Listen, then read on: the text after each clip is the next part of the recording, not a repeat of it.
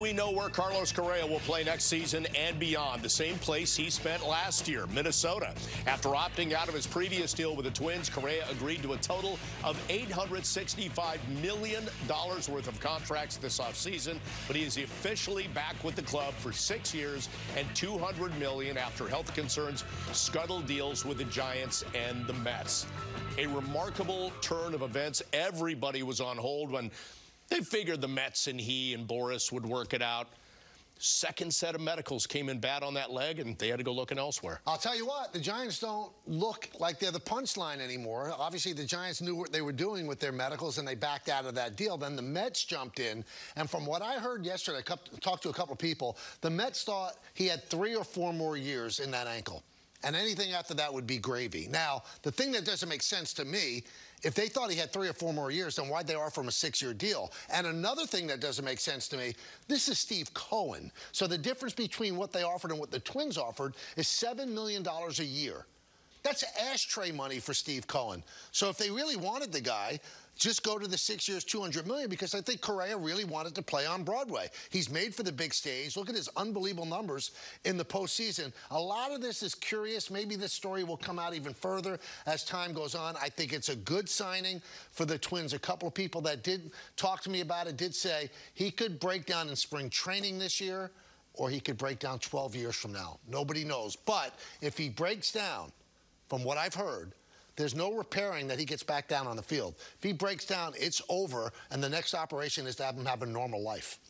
So when he signed for $315 million, my brother is both a baseball fan and an actuary.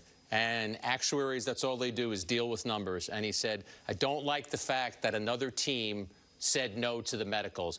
I would look very closely at this if I were the Mets. And, Michael, that's exactly what they did. They looked at it so closely. They didn't like that original $315 million offer.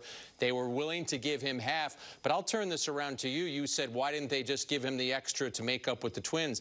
They don't know what the Twins' offer was. How do we know Boris wasn't asking them for $250? Right. They didn't know that if they signed him for $205 million, that they would have the player. So I actually give the Mets credit for, after Cohen being very aggressive in trying to sign this player, spending the next couple of weeks being more judicious and not getting a player that was damaged goods. I agree with what you said, but I would think that Boris wants to have a good relationship with Steve Cohen moving forward. So since the player wants to play in New York more than he wanted to play in Minnesota, I believe, wouldn't you just go back to him and go, this is what Minnesota offered, do you want to match it? Maybe they did and the Mets said no. I hear on the Mets side, the guys that were convincing, Billy Epler said, we don't want no part of this, the Mets GM. And their lawyers, they looked at everything and said, this is not what we want to get involved in. Steve Cohen, from what I heard, was still willing to, and that's why they went to 6.